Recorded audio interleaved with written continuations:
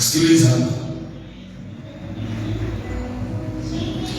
Wakorintho wa pili 3:3, nanyi mwadhihirisha wazi kwamba ninyi ni barua itokayo kwa Kristo, matokeo ya huduma yetu ambayo haikuandikwa kwa wino bali kwa Roho wa Mungu. Matokeo ya huduma iliyotendeka na Roho, wala sio wino. Roho muhusika mkuu wa jinsi tulivyo. Mkituangalia na muone ya kwamba kuna mabadiliko ya kipekee. Paulo anasema mujue ya kwamba muhusika wa hali yetu, vile mnavyotuona tumebadilika, tumechange. Tulikuwa watu wa giza, sasa ni watu wa nuru. Tulikuwa tumepotea, sasa tunajielewa. Muhusika ni Roho Mtakatifu. Nataka tusome. Ndio maana ukisikia ninakwambia siwezi kukubaliana na wewe hata kidogo ukijaribu kuniambia ya kwamba mimi hii ukweli niko nayo niliitoa kwa mtu fulani pale ambaye inasemekana na Bwana na Roho Mtakatifu, na sio na wewe ukuitoa kwa uhakikisho ulio ndani yako na yule Roho anayefanya kazi na wewe. Huu sio wakati huo. Huu sio wakati ambao Yohana anasema msiamini kila roho. Ni wakati huu, msiamini kila roho, msiamini. So turudie na Mungu akusaidie uelewe. Inasema mstari wa 3, Wakorintho wa pili 3:3, nanyi mwadhihirisha wazi kwamba ninyi ni barua itokayo kwa Kristo. Matokeo ya huduma yetu ambayo haikuandikwa kwa wino bali kwa Roho wa Mungu aliye hai, si katika vibao vya mawe bali katika vibao ambavyo ni mioyo ya wanadamu. Huduma iliyotendeka ndani yenu, chanzo chake ni Roho Mtakatifu.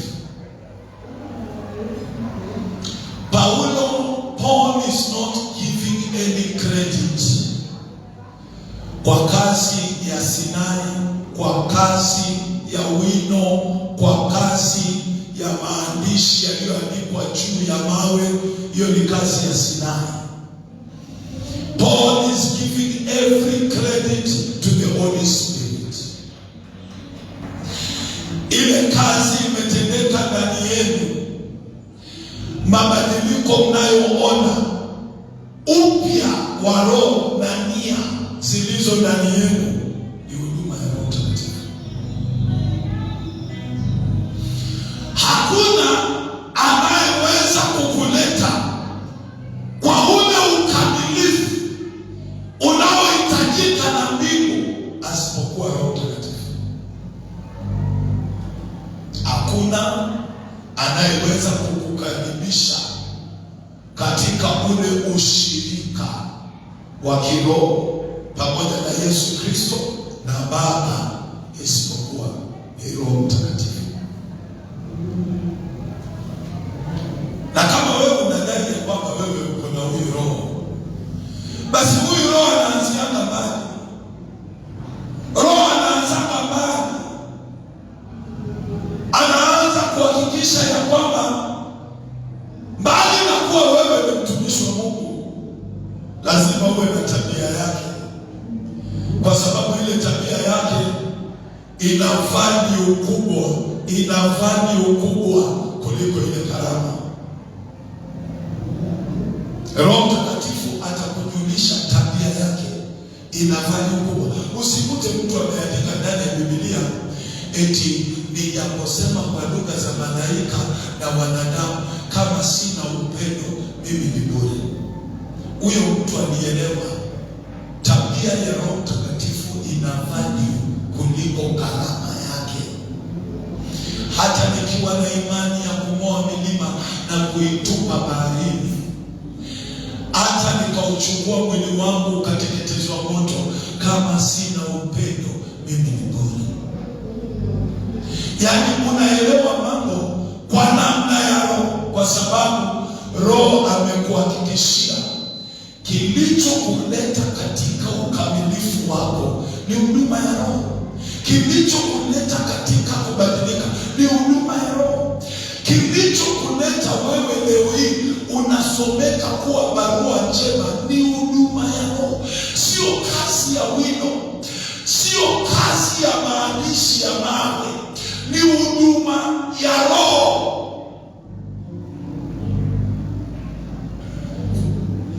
Bwana Yesu asifiwe sana. Bwana Yesu asifiwe sana. Remove the Holy Spirit katika maisha yako ya wokovu na umeondoa Mungu. Umeondoa Mungu, umeondoa kila kitu ambacho kina uwezo wa kukuleta katika ule uungu. Maandiko inasema uweza wake wa uungu unatupa kila kitu tunachohitaji kwa ajili ya haya maisha mapya.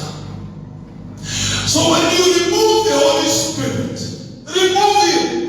Onyesha ya kwamba eti hauna haja na yeye. Onyesha ya kwamba hana faida yoyote katika maisha yako ya wokovu. And you have removed everything that brings the transformation. You have removed everything. Kwa sababu huduma inayoleta mabadiliko yako, huduma inayoleta upya wako wa nia yako na roho yako na kila kitu ambacho kinampendeza Bwana ni huduma ya Roho Mtakatifu. Roho asipoweza kukubadilisha, nobody can do it. Roho asipoweza kukuleta katika upya wa Kristo, nobody can do it. Let me tell you the truth. Nobody can do it. Bwana Yesu asifiwe.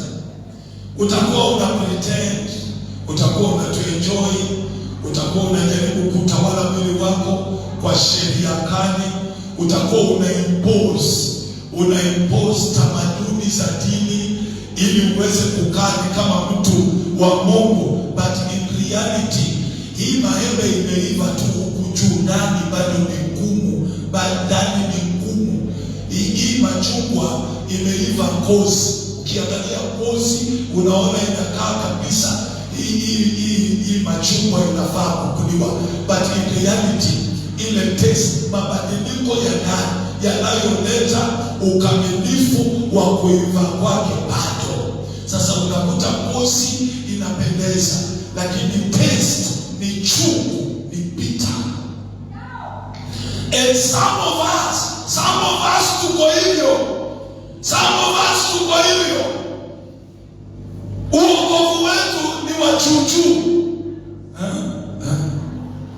lakini haujatokana na matayarisho ya Roho Mtakatifu. That is why we lack taste. We lack taste. The spiritual taste. We lack character. Yeah, we can have a lot of prayers. We can have a lot of singing and whatever. But the character and the Christ-like nature, hakuna. Tuko na maandiko mengi ya Biblia na tuko na mistari mengi. We are full of the Bible up here, but we are less of the Holy Spirit down here. We are just less of him.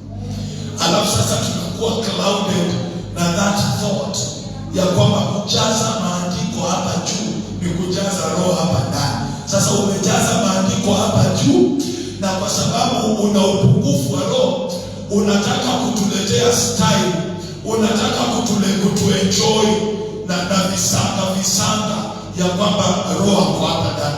Sasa roho unamfunika na visanga, lakini akili unajaza maandiko. Roho unamfunika na visanga, vituko. Na watu wana vituko vya ajabu. Kuna wengine wanakimbianga kwa madhabahu mbio, kuna wengine wanalia kule, kuna wengine wanaanguka ovyo, kuna wengine wanapiga nduru, wanapiga nduru. Umejaza roho na visanga. Na Biblia inasema mjaze roho na tabia yake. Mjaze na tabia yake. Kwa sababu kweli ya yule roho inadhihirishwa kwa matunda yake. Mtawajua kwa matunda yake. Mimi nashindwa kuelewa. Why does ikifika mambo ya roho, why do people just behave? Watu wana behave tofauti. Kwa nini watu hawaanai? Why are people not aligning with the Bible? The truth about somebody. The truth about somebody who is born again lies with the fruits of the Spirit in him. Kimjazacho mtu ndicho kinachotoka. Mti hujulikana na matunda yake. Tutaujua mti na matunda yake. That is the Bible. That is what the Bible is saying. Sasa tukiconnect, tukichukua hizi shuhuda, tukichukua shuhuda za maandiko, tuziweke pamoja, tuseme sasa tunataka kuanalyze, tunafanya analysis ya huyu mtu. Unakuta ya kwamba huyu mtu hafiki, hatoshi. Akifanya ukaguzi na Biblia hatoshi. Biblia yenyewe tayari ina write off ya kwamba no, wewe hautoshi. Bwana Yesu asifiwe sana. Bwana Yesu asifiwe sana. Na hii story ya Wakorintho wa 2:3 is very interesting. Because ukianza mbele unakuta Paulo anauliza, okay, mnataka cheti kwetu. Cheti ndio ujue ya kwamba sisi ni watumishi wa Kristo. Mmekuja kuuliza vyeti. Sisi hatujulikani na vyeti. Huduma yetu ndani ya hawa watu waliopotoka ndio cheti chetu. Huduma yetu ya kuwabadilisha, huduma ya kubadilisha hawa watu ambao walikuwa wamepotea, walikuwa hawajielewi, walikuwa wameingia kwa giza, tukawaleta nuruni, tukawaleta kwa Kristo. Hiyo huduma yetu hiyo ndio inaeleza, ndio cheti chetu, ndio inaeleza sisi ni watu nani. Bwana Yesu asifiwe sana. Bwana Yesu asifiwe sana. What am I trying to tell you? If the Holy Spirit is not in charge of your transformation, then whatever you are doing on your own is a lie. God is only glorified when His power is in action. Mungu utukuzwa na atukuzwi bure.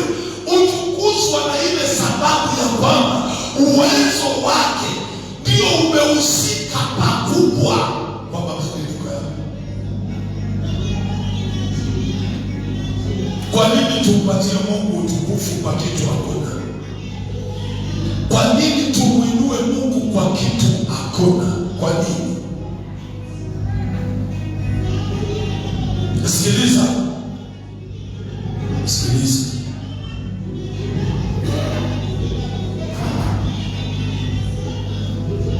Wakorintho wa 2:3 anzia mstari wa kwanza. Je, tunaanza tena kujisifu wenyewe au tunahitaji kupata barua za utambulisho kwenu au kutoka kwenu kama watu wengine? So hii ni tabia ilikuwa na watu wengine. Watu wengine walikuwa na utambulisho wa barua zao. Bwana Yesu asifiwe sana. Ni tabia ilikuwa na wengine. Wengine waliweza kujulikana kwa usomi, wengine, lakini Paulo anatu exempt. Anasema hapana, sio sisi ambaye ule uwezo wa Bwana unafanya kazi ndani yetu. Sio sisi tunajua ni uwezo wa Bwana unafanya kazi ndani yetu. Sisi tunajua ya kwamba sisi hatuwezi lolote. Haya yote tunayoyaona yanayotendeka juu ya wateule hayatokani na sisi. Sisi tunajua ya kwamba kipofu akiona, kiwete akitembea, hatujisifu sisi. Sisi tunajua. We cannot take credit on that. Bwana Yesu asifiwe.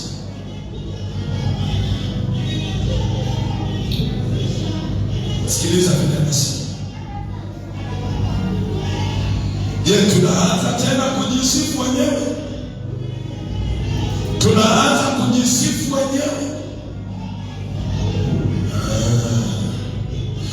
Au tunahitaji kupata barua za utambulisho kwenu au kutoka kwenu kama watu wengine?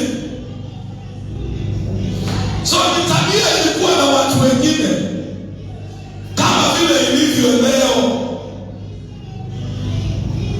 Yeah, we have very many people out there wana utambulisho kama wao ni doctor so yeye ni doctor. So hiyo kazi anayofanya usifikirie ni kazi anabahatisha. No, he is a doctor. He is learned. Tumeona wakina PLO Lumumba. Mimi sikujua kumbe ni mchungaji.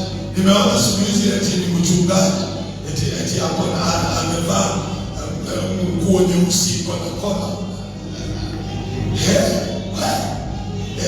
Na walikuwa wanaongea jana. Wako na kikundi wamejiunga. Wanasema sisi tumesimama kama watumishi, spiritual leaders, tunakataa hii maneno inaendelea huko. Tumeona politicians wana misbehave na wakaongea na ako pale na ako na hiyo. Okay. Now naelewa Paulo vizuri sana. Atujisifu wenyewe. Now I understand why itafika wakati watu watajitenga kwa sababu wanajifuna wenyewe. Wanajifuna. Anything that is not a product, anything that is not an outcome of the Spirit of God, imepotea from the word God. Mwanadamu wa kawaida alitoa wapi ufahamu wa kile kitu Mungu anataka kwake baada ya yeye kuokoka? Alitoa wapi? In this Bible ambayo hata ina lack some pages, in this Bible ambayo ina lack hata some chapters, some chapters were blacked out in this Bible ambayo hata maneno mengine yamepinduliwa and the meaning imetolewa out of context. Hapo tu bila confirmation ya Roho, bila kufanya kazi kwa karibu na Roho, alafu dhania ya kwamba umeelewa. If the Bible was the sole truth of God, hakungekuwa na migawanyiko katika kuamini. Anglikana amini hivi, Presbyterian hivi, Catholic hivi. The Bible could have led us to one central unit of believing. Inanishangaza. Na ndio maana Stefano alikuwa na uchungu sana. Kwa nini mnampinga Roho? Sio lazima mtu aseme simtaki Roho ndio ionekane amempinga. Amani, kujitegemea kimawazo yako, kiakili zako, unategemea another source outside the true source. Unategemea another source kule nchi. Unajaribu kuonyesha ya kwamba you can still arrive to the truth minus the Spirit of God, minus Jesus, but you can still arrive to the truth. Hiyo ndio kitu unajaribu kuonyesha mimi. Alafu inaendelea kusema, nyinyi wenyewe ndio barua yetu. Nyinyi wenyewe ndio barua yetu iliyoandikwa katika mioyo yetu, inayojulikana na kusomwa na kila mtu. This is deep. Ile kazi ambayo tumefanya ndani yenu bila kutaka kujulikana, bila utambulisho, bila ile namna ya kujisifu. Hapana, ile kazi tumefanya ndani yenu. Hiyo ndio barua yetu, hiyo ndio utambulishi wetu. Bwana Yesu asifiwe sana. Bwana Yesu asifiwe sana. Unajua zamani nilipokuwa nikisoma hapo, hiyo chapter, nilikuwa nadhania inaongea zaidi kwa Wakristo waliookoka wasomeke kama barua. Kumbe nikakuja kuelewa baadaye inaongea zaidi kwa ajili ya Roho na kazi aliyofanya ndani yetu kuliko kuongea kuhusu waliookoka. Inapatia zaidi Roho Mtakatifu the benefit, inampatia Roho nguvu ya kwamba ni kutokana na yeye we are who we are because of the work and the ministry of the Holy Spirit. We are who we have become because the Holy Spirit played a major role. Hawa watu walikuwa wanajaribu kubishabisha na Paulo. Wanamwambia wewe hata utasoma, wewe hakuna kitu uko nao. Akasema oneni hapa tumebadilisha, ndio mjue sisi tuko na nini ndani. Oneni ile kazi tumefanya kwa hawa, ndio ujue tuko na nini ndani. That was what Paul was claiming. Anaendelea kusema, nani mwadhihirisha wazi kwamba nyinyi ni barua itokanayo na Kristo. Ile kazi iko ndani yenu, inadhihirisha, inatokana na yule tunayemhubiri. Ile kazi imetendeka ndani yenu.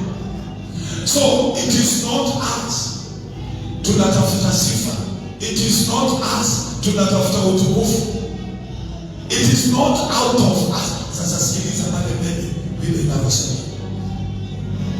Tunasema matokeo ya huduma yetu ambayo haikuandikwa kwa wino bali kwa Roho wa Mungu aliye hai, si katika vibao vya mawe bali katika vibao ambao ni mioyo ya wanadamu. Hili ndilo tumaini tulilo nalo mbele za Mungu kwa njia ya Kristo Yesu. Si kwamba sisi tunafikiri kuwa tunaweza kufanya jambo lolote wenyewe, lakini nguvu yetu inatoka kwa Mungu. Hatuwezi kufanya jambo lolote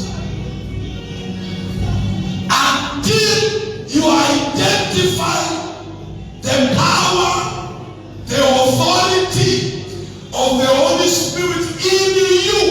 Na kama ni yeye ndiye anayefanya hii kazi kwetu sisi wote, migawanyiko imetokea wapi? Migawanyiko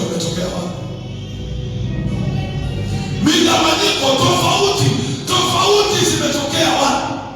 Kama yeye ndiye anayetenda kazi ndani yetu sisi wote, migawanyiko imetokea wapi? Bwana Yesu asifiwe sana. Bwana Yesu asifiwe sana. Narudia, hili ndio tumaini tulilo nalo mbele za Mungu kwa njia ya Kristo. Si kwamba sisi tunafikiri kuwa tunaweza kufanya jambo lolote wenyewe, lakini nguvu yetu inatoka kwa Mungu. Yeye ndiye aliyetuwezesha sisi kuwa wahuduma wa agano jipya. Yeye ndiye aliyetuwezesha.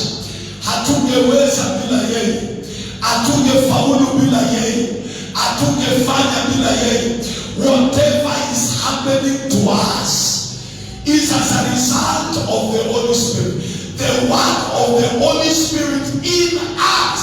Sasa mimi ninauliza swali, kama Holy Spirit ndio mhusika mkuu wa mabadiliko ya Wakristo wote, tofauti inatoka, migawanyiko inatokea.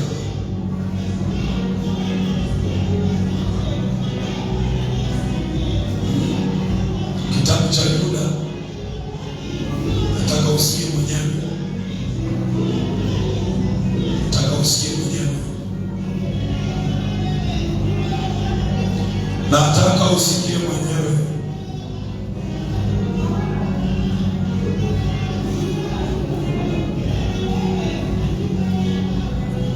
Kitabu cha Yuda. Be very careful. Be very careful. Be warned. Aswa wewe ambaye haudhambi ndani ndani yako. You see, kama hauna ushirika na yeye, kama hauna ushirika na yeye, hauchochei mamlaka yake juu yako kwa kuto kumtegemea, kwa kutomchochea kwa mambo yako. Ile nguvu yake ni kama unaikana when you are out there roaming and depending on other sources. Unaona, the Spirit of God and the power of God is within you.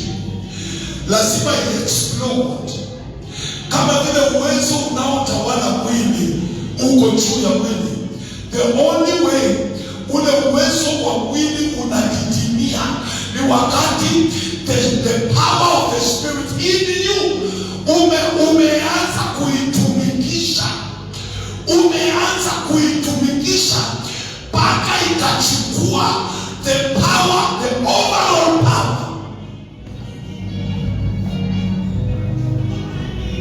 Umekuwa mwepesi wa kutumikisha mwili, ukategemea mwili. Paulo anasema kama kuna mtu wa kutumainia mwili, nisomee hapo. Basi sasa anatuambia si utumaini tena, natumainia Roho. Si utumaini mwili tena. Mimi I don't brag. Si utumaini mwili, sijigambi kwa achievements za mwili, because I've shifted. Nimeshift matumaini yangu yako katika Roho. Wafilipi 3 anzia mstari ni ule wa 5, anzia hata 4. Wafilipi 3:4. Aha. Walakini mimi ningeweza kutumainia mwili. Mtu yeyote akijiona kuwa anayo sababu ya kutumainia mwili. Mtu yeyote akiona anayo sababu ya kutumainia mwili. Mimi zaidi. Na nitailiwa siku ya 8. Mtu wa taifa ya Israeli. Mimi ni mtu wa taifa ya Israeli. Wa kabila ya Benyamini.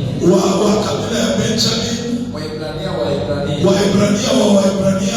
Kwa habari ya kuishika Torati.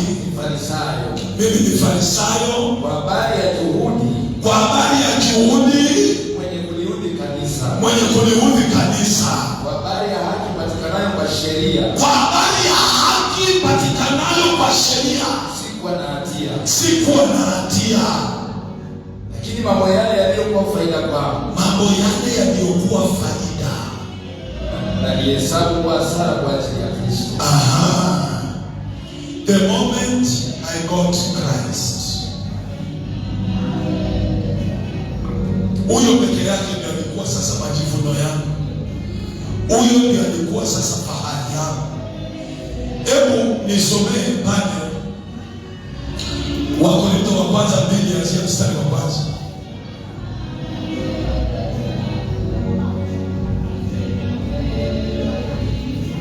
Yes.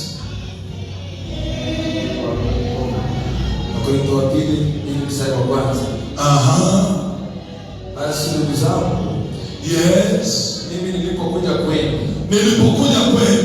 sikuja niwahubiri siri ya Mungu kwa ufasaha wa maneno, wala kwa hekima. Eti sasa nimekuja kama profesa, nimekuja kama lecturer wa university. Yani nikianza kutafuna hayo maandiko, unasema huyu jamaa ako juu. Mimi hata sikukuja Kristo.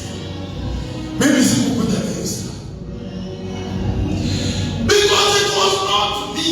It was not me. It was Christ in me. It was the Spirit of God in me. It was God in me. Yani hiyo kutokuwa na utukufu wowote nje ni dhihirisho tosha ya kwamba ile kazi niliyofanya haikutokana na mimi, ilitokana na yule akaye ndani yangu. Bwana Yesu asifiwe sana. Bwana Yesu asifiwe sana. Hiyo kukuja kama mtu ambaye hana cheo chochote, hana masomo yoyote, hana sifa yoyote inayotokana huko nje, ni dhihirisho tosha ya kwamba kile nilicho nacho, haleluya, kuna yule ananipa. Hebu rudia. Wakorintho wa kwanza 2 mstari wa kwanza. Basi ndugu zangu, mimi nilipokuja kwenu, sikuja niwahubiri siri ya Mungu, kwa ufasaha wa maneno, wala kwa hekima. Endelea. Maana ni lazima nisijue neno lolote mimi kwenu, ila Yesu Kristo, yes, naye amesulubiwa, nami nalikuwepo kwenu katika hali ya udhaifu, na hofu, na matetemeko mengi, na neno langu na kuhubiri kwangu hakukuwa kwa maneno ya hekima, yenye kushawishi akili za watu,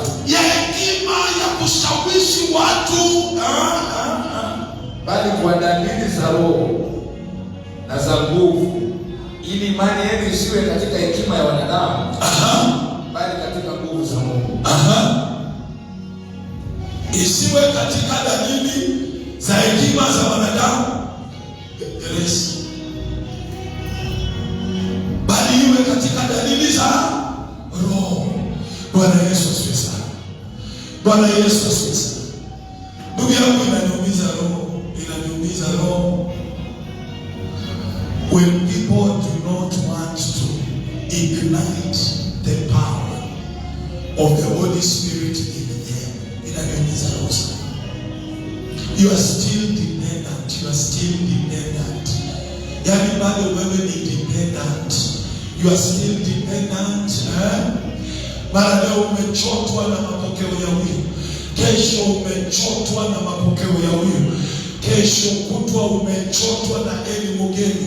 Na hivyo kitu Paulo anakataa, anasema mimi sitaki kuwa watoto mkichotwa kila mahali na elimu mpya. Mimi sitaki kuwa watoto. I want you to continue growing, depending, muyategemee masiwa ya Roho, mudepend kwa kile Roho anawanywesha. Waraka wa kwanza wa Petro 1.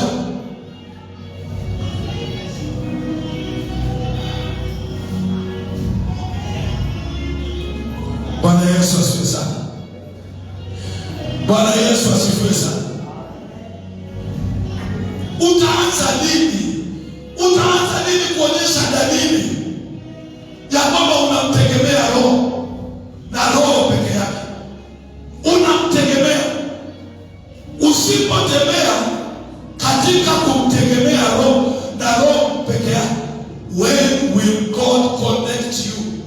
to his will. Utakonektiwa nini?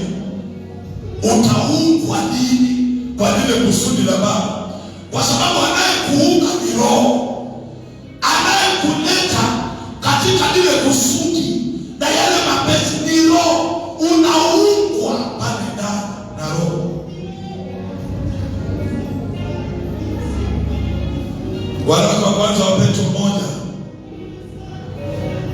anzia mstari ni ule 22, anzia hapo. Anzia ukiteremka. Waraka wa kwanza wa Petro 1:22. Yes. Kisha kujitakasa roho zenu. Mkiisha kujitakasa roho zenu kwa kutii kweli. Kwa kutii. Sasa mumezaliwa katika Roho, mumeokoka, mumeitiwa kutii. Sasa nyinyi hamjaitiwa kuasi. You are not rebellious. No. You are obedient. Na umejifunza kuombe. Mumeitiwa kutii. You are obedient to God. You are not rebels. Hamukuitiwa rebellion. Waliokula tunda walirebel because God wanted them to eat the fruit of life, but they rebelled. Wakakula tunda la kujua mema na mabaya. So sisi tuliookoka sasa tumeitiwa utii, tuko ndani ya utii kwa kula ile tunda la uzima ambaye ni Kristo. Tumekubali kutii. Kule kutii kwetu na kule kuongozwa na Roho, tunarudishwa kwa kusudi la Baba. Bwana Yesu asifiwe. Tunarudishwa kwa kusudi la Baba. You must know how these things are working. Lazima uelewe hizi vitu zinafanyaje kazi. Sasa kwa sababu tumekubali kutii, kule kutii kwetu kwa Baba kuna mruhusu yule Roho anachochea mapenzi ya Baba, mamlaka yake, uweza wake, kila siku, kila dakika, akitubadili tufikie ule ukamilifu wa kusudi la Baba. Bwana Yesu asifiwe. Mumeitiwa utii. Roho alikuwa ananiambia kwa nini Mungu alikataa lile tunda la kujua mema na mabaya. Kwa sababu sio yeye aliipanda. Sio yeye aliipanda. Mungu alipanda tunda la uzima. Na yale matunda yote aliyoyapanda aliruhusu wakule. Kwa nini hiyo alikataa? Haikuwa yake. Ni kama vile watu walipanda ngano, alafu usiku kukapandwa magugu. Wale waliopanda wakauliza, nani alifanya kazi hii? Yesu akasema ni yule adui. Mungu alitaka Adamu na Eva washiriki kila kitu kilichokuwa chake. Ndio maana aliwaweka wawe juu ya creation yote yake. Lakini kwa nini alikataa ile? Na nyoka alikuwa anafanya nini katika Edeni? Alikuwa anafanya nini? Alipatikanaje? Kwani na yeye pia aliletwa na shetani, aliletwa na Mungu bali? Hatuambiwi popote ya kwamba na Mungu akamleta nyoka aje awajaribu. Alikuwa na makusudio yake na alikuwa na kazi yake, na kazi yake ilikuwa ni kumshawishi mwanadamu asiweze kuyala matunda ya Baba, ale tunda lake. Bwana Yesu asifiwe sana. Bwana Yesu asifiwe sana. If you don't let the Holy Spirit explode in you, the flesh will still have power over you. The world will still have power over you. If you don't ignite. Ndugu yangu, usipokuwa pale kama yule jamaa anapepeanga, anapepetanga jiko, anapepeta hivi. usipokuwa pale, usipomruhusu, usipomchochea. Kwa nini Paulo alimwambia Timothy, chochea kile ulichopata wakati tulipomwekea mikono. Chochea. It is your doing. Allow him access you. Allow the Holy Spirit access you. Wacha kumpima, wacha kumpimia. Allow, yani mruhusu, muonyeshe anaruhusa, muonyeshe anaruhusa ya kukutawala, ya kukuongoza, muonyeshe anaruhusa.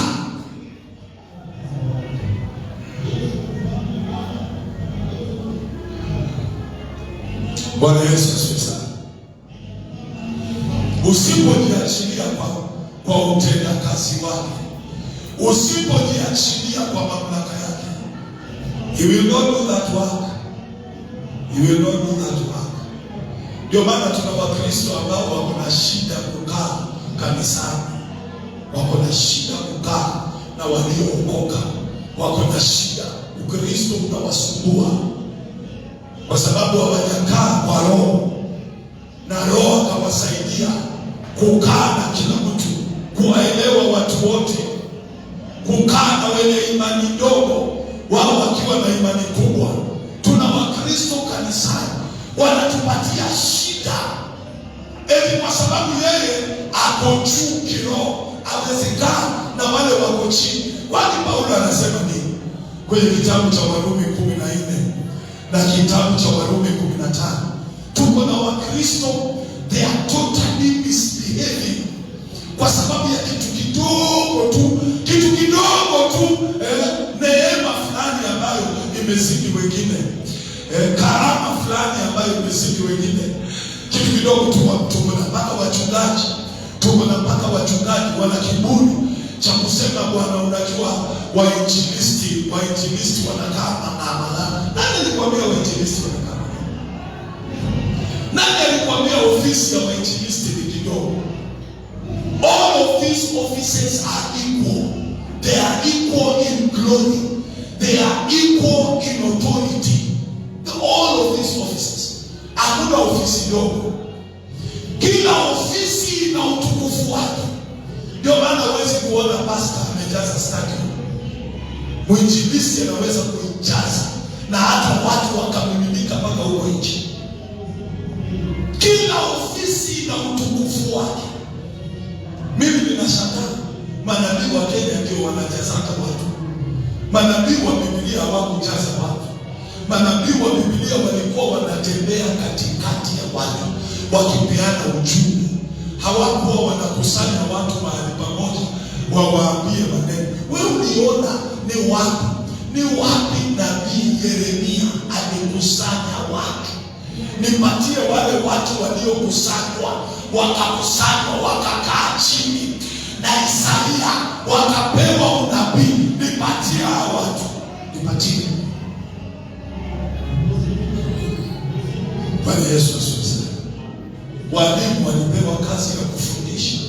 Ungeliwapata nje, walikuwa wanakaa katika nyumba, wanashiriki neno, wanaumega mkate. Ni kazi ya walimu kuweka jambo sawa, kuliweka sawa. Ndio maana walikuwa wanakwenda kwa mikutano ya walioamini kila siku ya Jumapili kuweka mambo sawa. Walimu, ofisi, hakuna ofisi ndogo katika mwili wa Kristo, hakuna. Mwanzo maandiko inasema vile viungo vinavyodhania ya kwamba ni vidogo ndivyo viungo vyenye utukufu mkubwa sana na viungo vya maana sana. Hakuna. Hiyo ni message ya siku nyingine. Pointi yetu leo, muache Roho. Discover. Let the Holy Spirit explode. The only way you are taking over the authority of your mind, the authority of the flesh, the authority of your own self, the only way you become in charge of the temple of God. Muache Roho aingie ndani yako, afanye kazi za ajabu. Muache Roho aingie ndani yako, atamalaki. Muache Roho abomoe, kama kuna ya kubomolewa abomoe, kama kuna ya kujenga ijengwe, kama kuna ya kuimarishwa imarishwe. Muache Roho afanye kazi yake. If you don't allow the Holy Spirit to work on you, rudia hiyo kitu tumesoma hapo Wakorintho wa pili. Alafu tuende Yuda, tujue migawanyiko inatoka wapi. Everyone is claiming the Holy Spirit. Soma hapo. Kwa nini hatuna Wakristo wameiva? Tuna watumishi wameiva, tuna kanisa lililoiva. Tukaona kinachotawala ni utakatifu, kinachotawala ni upendo, kinachotawala ni imani, kinachotawala ni upole, utu wema, kiasi. Kwa nini kanisa alihivi? Kwa nini kanisa alihivi kwa njia inayotakikana? Where did we go wrong? What happened? Nini imetendeka? Nisomea Wakorintho wa kwanza 2. Petro anasema, Paulo anasema mimi sikutaka mukuzwe katika imani kwa njia nyingine yoyote isipokuwa kwa njia za dalili za kiroho. Soma hapo. Wakorintho wa kwanza 2 mstari ule wa 3. Yes. Nami nalikuwako kwenu katika hali ya udhaifu. Nalikuwako kwenu katika hali ya udhaifu na hofu. Na hofu. Na matetemeko mengi. Na matetemeko mengi. Na neno langu. Na neno langu. Na kuhubiri kwangu. Na kuhubiri kwangu. Hakukuwa kwa maneno ya hekima yenye kushawishi akili za watu. Haikuwa, ndugu yangu, kama kuna kitu inatendeka leo. Kama kuna kitu inatendeka leo. We have pastors. They are doing everything possible to convince you kwa ile kitu atakufundisha. Mwanzo jichunge sana, ndugu yangu, jichunge sana. This is what inaleta vita katika kanisa la Nigeria. The church in Nigeria. They will argue. They will rise against each other. They will compete. This is what is happening in today's church. Competition. Mara huyu amekosoa huyu, mara huyu anaambia huyu, mara huyu anasema hivi. Kwa nini hawamwachii Roho Mtakatifu afanye kazi yake? Let the Holy Spirit work. Kwa nini ubishi mwingi? Kwa nini upinzani mwingi? Je, tunaweza tukaclaim ya kwamba it is the same Holy Spirit working in the Nigerian church? Is it the same Holy Spirit working in the church in Ghana?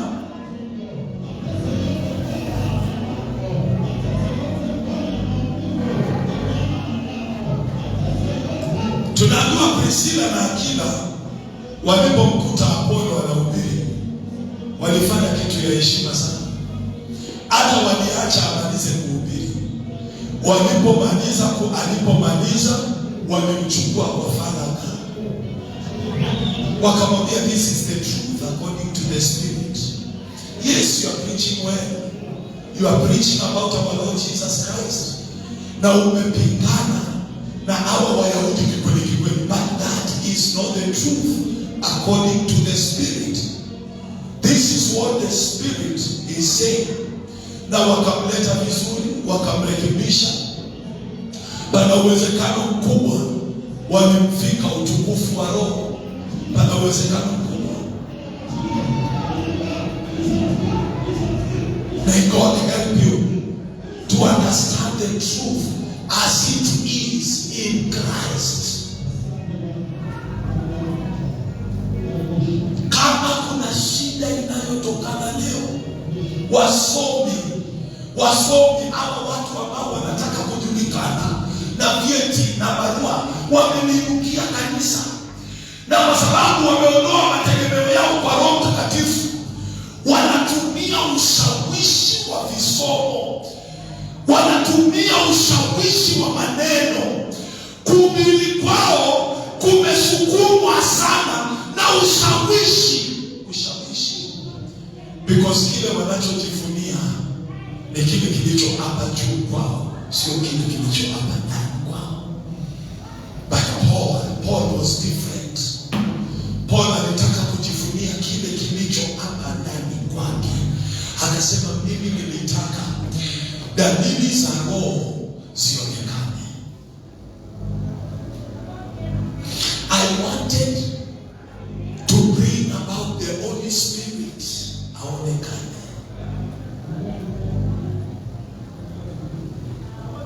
Nimekwambia huyo Roho asipokuhudumia, you will never change. You will never change. Tutakuona ndio na maandiko unatuambia maandiko, lakini wacha nikwambie, the true change is applied by the Holy Spirit. The love is there. The humbleness is there. Faith. You will work out issues by faith. You will work out challenges by faith. Umeingiwa tu na desire ya kuconquer your enemies by faith. Conquering your challenges by faith. Umeingiwa na ushujaa wa kuangusha Goliathi na imani, wa kuangusha wapinzani wako na imani. Hakuna siku Daudi alitamani kuingia physical na Sauli. Hakuna. Hata wakati alipoletwa mbele ya Sauli amelala hapo, na watu wakamwambia muue Bwana, muue Bwana, hili dalili tosha, Mungu ameweka huyu kwa mikono yako. Anasema no, I will not touch the anointed one of God. Wewe unafikiria sisi hatujui Bwana anakaa vipi? Wewe unafikiria sisi hatujui Bwana anakaa vipi? Unaweza kuja hapa uenjoy na uweke ndani box. Wewe unafikiria sisi hatujui? Tumefanya thorough search, tabia zake hakuna. Na vile Daudi alijitambua kivita. Ni vita gani Daudi alishindwa? Ni vita gani ambayo Daudi alishindwa? Daudi wanyama amepigana mpaka na wanadamu. But why? Ni lini Esther alitamani kuwa physical? Ni lini Elisha aliulizwa na mfalme wa Syria, Samaria. Mfalme wa Samaria akasema, "Situwaue hao watu ambao umewaleta." Akasema, no, tutawauaje watu ambao tayari Mungu amewaweka kwa mamlaka yake? Wapatie mkate wa kule, wapatie na maji. There is no any person who is spiritually filled will ever get physical. There is no. Hakuna hata siku moja mtu aliyeongozwa na Roho ataingia physical war. Sio Elisha, sio Yesu, sio nani. Tunaongea watu walioongozwa na Roho. You cannot overcome this flesh. This flesh, wacha nikwambie, dawa ya umwili ni Roho Mtakatifu peke yake. Unaweza ukaweka sheria kali juu ya hii mwili, unaweza ukaweka utawala mkali juu ya huu mwili, but let me tell you the truth, the desires of this body, tamaa ya hii mwili inavunjwa kwa uwezo wa Roho. Sheria ya Musa haiwezi kuvunja tamaa ya hii mwili. Ndio maana Paulo anasema, Munaona ile kazi imefanyika ndani